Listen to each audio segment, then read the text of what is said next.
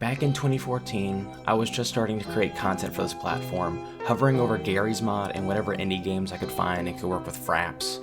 Among the indie games I played, one has stayed with me for several years, Presentable Liberty. I've looked back on the game and its predecessor Exoptible Money for years, and I want to discuss why I love Presentable Liberty and the other two games also in the same story so much. Before I continue, these games are at their peak when you experience it yourself, alone. Many found Presentable Liberty because of Markiplier and Jacksepticeye at the peak, and many didn't get to experience the game the way I personally feel was the right way to experience it. With a game like this, your overall experience affects your artistic takeaway from the games, and as I'd like to express, these games are art.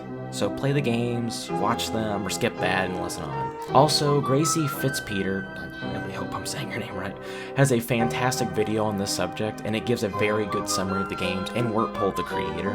On this episode, I rip off another YouTuber. A link to her video will be in the description. With that in mind, I want to give my perspective of the games and how these games should be considered to be art.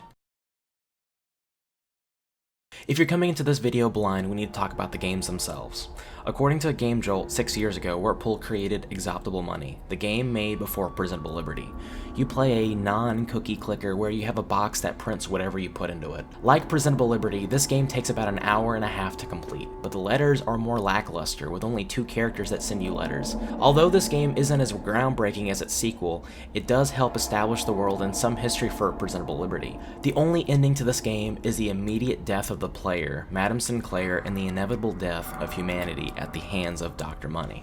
Exoptible Money was the first attempt at the formula that made Presentable Liberty so appealing to players. It's by no means perfect, and the remastered version was sure to have been more user-friendly by adding more dialogue for Madam Sinclair, Dr. Money, or just shortening the overall time of the game. When I replayed the game for getting footage, I did find myself getting bored, waiting for more money to accumulate so I could upgrade my printer, and the shorter lengths of letters in this game made the suspense more annoying than interesting to pay attention to. That being said, the uniqueness of the story and the implementation of making a game for story rather than gameplay set the groundworks for the developer's future hit. Moving on to the game that made this series popular, Presentable Liberty. You play a prisoner of a cell who is imprisoned for undisclosed reasons. Walking around a small cell, reading letters from 4 characters that tell the story surrounding the circumstances of your imprisonment, and playing boring minigames to pass the time. This game has 2 endings, one where you stay in the cell and let Dr. Money kill you for your organs and make him the richest person alive and the last person alive, and the hopeful ending where you escape the cell and discover Charlotte's shop and her final letter to you about her death. Presentable Liberty is one of those games that I want to talk to people about until potentially I have no one else left to hear it. You spend an hour in a small space with little to nothing to do, and unless you exit out of the game, you have to start caring about the people sending you letters, and if anything happens to them, you'll be left alone in your cell, with no idea of how long you'll be left there. Personally, I feel like this was the best in the series for its simplicity, allowing a wider variety of people to have similar experiences that can leave them at a loss at the end. Lastly, the spin-off game Menagerie Archive, the game made to get attention on the remasters for the first 2 games. You work in the archives, organizing files and giving them to people as they request it, and managing money between your own needs and 3 other people who need your money to survive. This game has 7 endings and is the shortest in terms of a single playthrough, but playing this game less than twice is doing it a disservice. Later in the video I'll go into the endings for this game. Menagerie Archive, to me, showed the potential in this series to introduce new characters without stomping on the previous games. This game helped create a more believable world in this story, making Dr. Money's power more clear to the player through the endings, and believable characters that tug at your heartstrings until their dying letter. Menagerie Archive also allowed the player a lot more control over the story this time, being able to help or destroy a rebellion, help or hurt a victim of this horrible system, stay as a cog in the machine, or die trying to make a real difference. As the final game of the series, it ended on the most hopeful note this series has attempted to offer the player. The developer of the games was Robert Brock, or Wertpol. To my knowledge, the last game he worked on was Goodbye World, but if there's anyone who knows more on that, feel free to reach out. On June 6, 2018, Robert took his own life. Obviously, the people closest to him have a better picture about what the situation was, but it can be easy to draw comparisons to Robert Brock and the characters of his games, which I disagree with.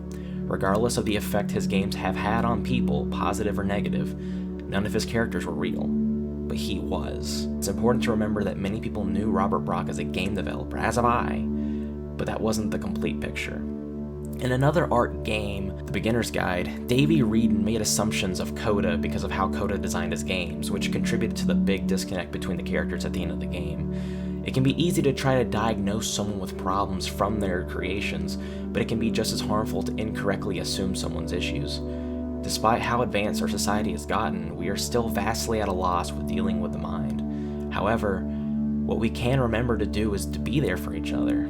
Every day, people are going through struggles. A lot of those struggles are hidden to others, and it's important to remember to be there for someone who might need a reminder that they matter.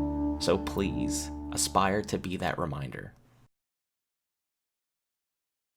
This series is important to me because of the emotions it made me and the emotions so many others feel, and just like the Stanley Parable, these games are art. As a series, all three games showed an evolution of a unique method of storytelling that got more complex with each game, even if technically Menagerie Archive was a spin-off. In Exoptable Money, the gameplay in this game is supposed to bore you and make you want to quit because once the story is started, now there's stakes, and you as a player want the story to be worth the hour and a half needed to complete this game. So now you're paying attention to Madam Sinclair and Dr. Money, waiting for letters that will hopefully give your task of making money a purpose. But as Madam Sinclair becomes more unreliable as a character to relate to, as she kills your cat for money, and Dr. Money makes it perfectly clear that he will do anything and everything for every monies you have, you realize that the true villain of this game is money and the pursuit for more. In Presentable Liberty, this technique is at its best, making sure you have the right amount of time in between letters to make you concerned for the 2 to 3 characters worth rooting for. One of the best moments this game provided was the creepy nature of Mr. Smiley and his pursuit to keep you happy and alive for Dr. Money. The scarcity of his letters let my mind wander and worry about what potential fate I might have if this man realizes I'm not happy. The revelation that he was just manipulated by Dr. Money makes his character more sympathetic, and one of the sadder deaths in the series when he sacrifices himself just to give you a minigame to survive the experience of the cell. While we're talking about characters, let's talk about the others. Dr. Money sent the least amount of letters, leaving a large span of time where you as the player have to predict what he's actually doing during his incarceration, and knowing his evil intentions makes the span of time more frightening if you've played Exoptable Money first. Salvador's correspondence was our only hope of ever escaping the cell, even if hoping Salvador was going to free you was just a hope in the beginning. The best character in the game was Charlotte, and her mood changing from hopeful and kind to sad and lonely throughout the game changes a person. Of all the characters, whenever Charlotte wasn't sending letters to me, I was genuinely concerned for her well-being, hoping that while we were separate, reading her letters was somehow giving her some form of a comfort she needed to stay alive, which became all the more heart-wrenching when I realized it wasn't enough. When researching these games in the hopes of putting my thoughts into something constructive, I found something that didn't sit right with me about Menagerie Archive. Before playing this game, I discovered a video Wertpol released where he showed every ending to Menagerie Archive and how to get them. Hello people, I'm the creator of this game and I'd like to show you all the different endings you can get in it. Because no one else has done it yet. This happened fairly quickly with Presentable Liberty, which only had 2 endings. But yeah, no one has done it yet, so I guess I'm gonna do it myself because you really can't be expected to play this game 7 times over to get all the different endings. One more thing I want to mention before I get to my main point in this comment thread between a commenter and Wertpol. In this thread, the commenter felt deeply that Menagerie Archive was too hard and that Wertpol was definitely doing it just for money. This comment is his response. As for Menagerie Archive, I'm sorry you didn't like it. I'm not so sure I like it either, but I'm also not so sure I like any of my games much. I feel like the difficulty is justified, as I think it serves to convey the feeling that the story should too, stress and pressure to earn money for the other citizens. The problem, I think, is that the mechanics aren't explained well enough, and too many people get fired on day 6 or 7 because they didn't use the labels or even try to sort the files at all. These are things that are explained to the player, but if so many people miss them, then I suppose it must not be obvious enough. When I was making it, I was hoping people would play it once or twice and then look up the other endings on YouTube, because I don't think it holds up well on multiple playthroughs. Menagerie Archive isn't the first in the series to have gameplay that is tailored to the story being told. Exoptable Money's fast and satisfying but ultimately pointless ascent into luxury, and Presentable Liberty's choice between manufactured and soulless time wasters on the portable entertainment product and just doing nothing might have done a better job. But it is the first that has a clear fail state, and that asks you to put your time into discovering multiple endings, making it the hardest to appreciate, though I don't think the story is objectively worse than the others.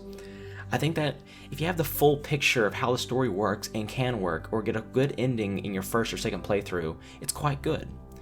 Of course, you can't expect that of everyone though, and so I think it will never be liked as much as the others.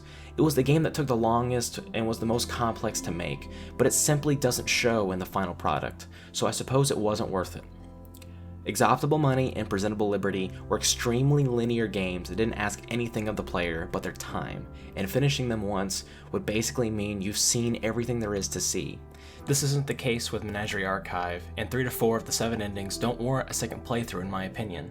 This is also probably the reason that so many of them haven't even been found at all so far. Menagerie Archive was different from Exoptable Money and Presentable Liberty for a lot of reasons, but it still has the charm that made the previous game so popular. With that in mind, Dzaz and I set out on a quest. Without either of us actually watching Wertpol's video explaining how to get the endings, or anything else that could have blatantly told us what to do, we set out to find every ending to Menagerie Archive. At the release of this video will also be a video on how to get all of the endings, just like Wertpol originally wanted to happen for Menagerie Archive. Even if it seems pointless because he made his own videos explaining the endings, Dzaz and I wanted to prove to ourselves that this game was worth truly beating, and Wertpol's vision deserved to be realized. As an artist, I feel like having to explain your work to others instead of letting it stand up on its own is one of the most discouraging things that can happen with your work, even worse than having someone be critical of that work, and Wertpol was getting both with Menagerie Archive. Saying this game was perfect would be inaccurate, but as an interactive media with believable characters I care about, Wertpol pushed to make these games far superior to Presentable Liberty, and mechanically, I feel like he succeeded. Artistically, I feel like it's hard to catch lightning in a bottle twice, but this felt like an excellent continuation to a game so many people were passionate about, which is hard to do with the sequel. For the first time in the series, your input actually matters in the world. If you can't do your job right, Claire, Rebecca, and Harvey will lose their lives. You're not just in control of your own life. So learning how to be good at the game becomes immediately important to the player, because if they fail, the characters will let you know you didn't pull through for them. Onto the characters, Rebecca acts to me as an innocent victim of Dr. Money, with no one having the control to change her fate. One of the things that made Charlotte's death in Presentable Liberty easier to deal with was knowing I couldn't change her fate because the game had one singular choice, with both leading to her death. So in a game where you have the ability to save people in this world, it's gut-wrenching knowing that no amount of control or money could save her from this world. Keeping Harvey alive seems more fruitful than keeping Rebecca alive. He can survive into the last moments, although he makes it clear that the virus is getting to him. He reveals that before he was put in the position of needing to beg for money, his job was to burn books, showing an unseen side of Dr. Money's influence. In that job, he was occasionally keeping books as a form of rebellion, proving he wasn't just another cog in the machine. But the only real difference he can make is telling you to try to rebel, but to remember that rebelling would most likely get you killed. His letters convinced me for several hours that there was some secret way to escape the room, so in a way his letters affected subsequent playthroughs of the game until Dzaz figured out how to get a different response out of Claire. His letters gave hope to try and try again to make a difference in this depressing world, and in the end, I believe they made a difference in whether or not Dzaz and I would have truly found all of the endings. Claire is the most annoying character in this game, and yet holds the key to helping the resistance from falling apart. At first, she makes herself the most unlikable person you could ever meet, being the only character to demand money from you to try to keep her extravagant lifestyle that she's grown accustomed to. If you don't give enough money to match what she wants, she berates you and sends a complaint to Dr. Money, which might mean she actually gets to shoot you, depending on your ending. If you give her no money at all, she berates you even more, but she slowly realizes through her attempts to contact Dr. Money that the system doesn't care about her. You watch as the world, as she knows it, collapses in on her as she starves to death, which is just so hard to read. If you do give her enough money, her letters just become more stagnant. However, after hours of assuming there was just no depth to Claire's character, Dzaz decided to give her exactly one less money than was required to eat every day. In this action, Claire learns that you're the only person who she can truly depend on. The system wants her dead, and you actually make her start to care about other people because she assumes you're just giving everyone the same amount of monies. Since she still sends a letter to Dr. Money about hating you, she gets the opportunity to leave her cell and be given a gun, so she uses this to escape and help the rebellion. Although this act to leave you seems somewhat selfish, by taking any chance she could to escape, she proved herself as a survivor with a morality that we can only assume will be used to try to free more people from Dr. Money. She started off as a disciple of Dr. Money, and she ends up being our only hope for change in this world. If someone plays this game and actually doesn't enjoy it, compared to the previous games, I personally feel like they missed something. The characters invoke emotion from the player, and the game mechanics, albeit boring, help present to the player what average people were doing during the release of the virus. The only real criticism I feel like this game can really have is that it's not easy, but not all games were supposed to be a cakewalk. This game is nowhere near the difficulty of Dark Souls, which one of my friends argues isn't even hard. Yep. We won't be seeing a continuation on the series, but this game's true ending actually creates hope for something besides the world dying, and especially right now, reminding people that there can still be hope in what might seem like a hopeless situation can really make a difference. Robert Brock is one of the few people that have used video games as an artistic medium in such a beloved and remarkable way. He made art that time and time again helped people during rough times in their life, and not a lot of mediums can have that kind of effect on people. My only regret was not showing his games to enough people because his work deserves to be experienced. So hopefully, if you haven't already, you'll check it out yourself. Thank you all for watching. This took a month to make, but I'm glad I could finally make this. Thanks to Dzaz for helping me find the Endings to Menagerie archive. I couldn't have made this without you especially. I put links to all of the games in the description if you want to play the games yourself, along with playthroughs of the games and Dzaz and I's hunt for all of the Menagerie archive endings. Also, if you still haven't checked out Gracie Fitzpeter's YouTube video on this, just a reminder that that'll also be in the description. And if you still feel like there's more discussion to be had about the games, or Robert Brock, feel free to leave a comment about it. Thank you all for watching, and have a good day.